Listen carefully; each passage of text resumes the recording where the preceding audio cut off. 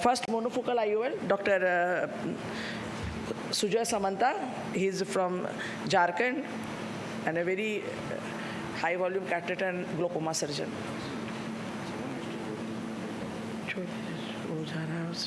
No, I think he's fine. He's fine.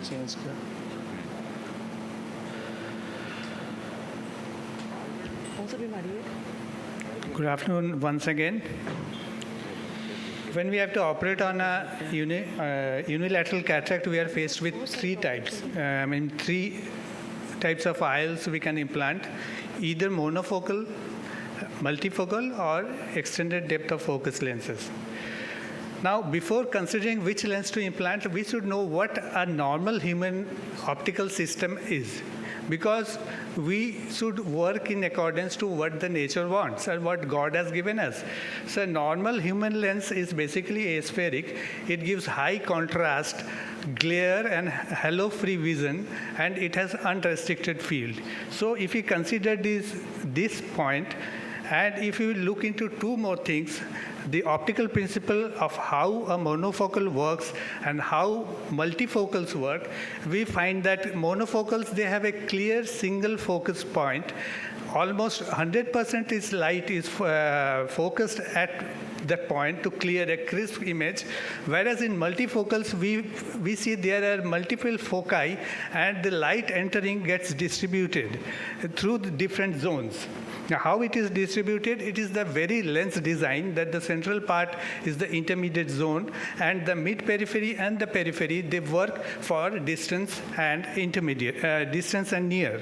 And they distribute the light distribution in accordance to give a mixed type of like trifocality, distance, near, and intermediate. So obviously, the same source of light gets distributed into three zones, and as far as I know, it is 60-20-20 ratio.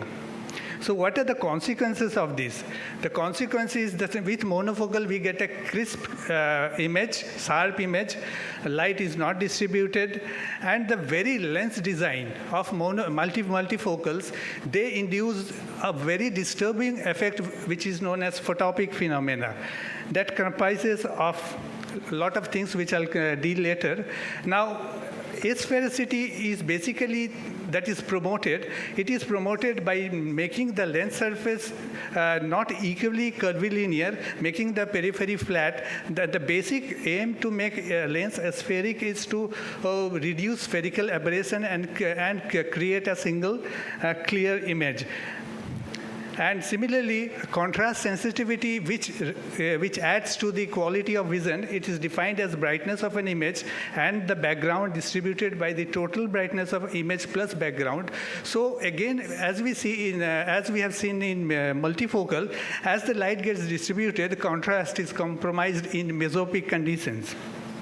Glare is something, again, it has to do with the lens design. Because there are multiple zones, multiple rings, light at certain points get diffracted, refracted, and ultimately they create a separate source. Now the glare is defined as when a light source other than the target image, it is something extra we don't want, and that image causes glare, and this indirectly reduces contrast and scatter. So this is a simulated diagram to show how clear and crisp and spheric image is.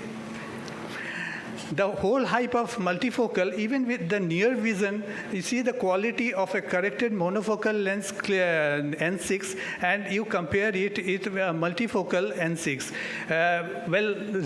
If the patient is asked to read the lines, they will read the line, but there's clear-cut, there's a difference in the quality.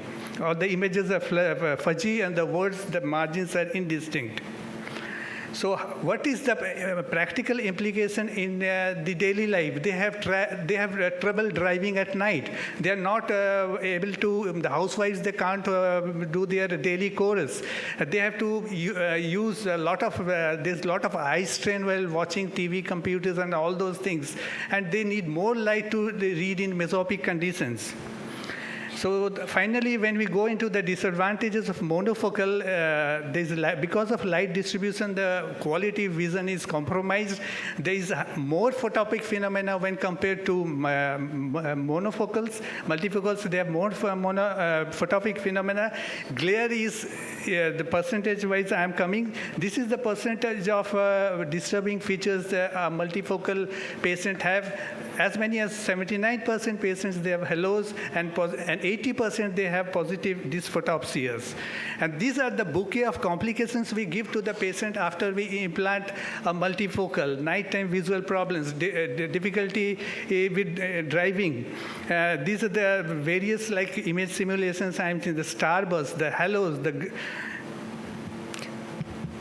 So ultimately, at the end of the day, if we go for a monofocal, we give peace of mind to the patient. The patient won't mind wearing a bifocal or a progressive spectacle just for the sake of getting multifocality. And we as doctors, we wait for neural adaptation with fingers crossed. Thank you.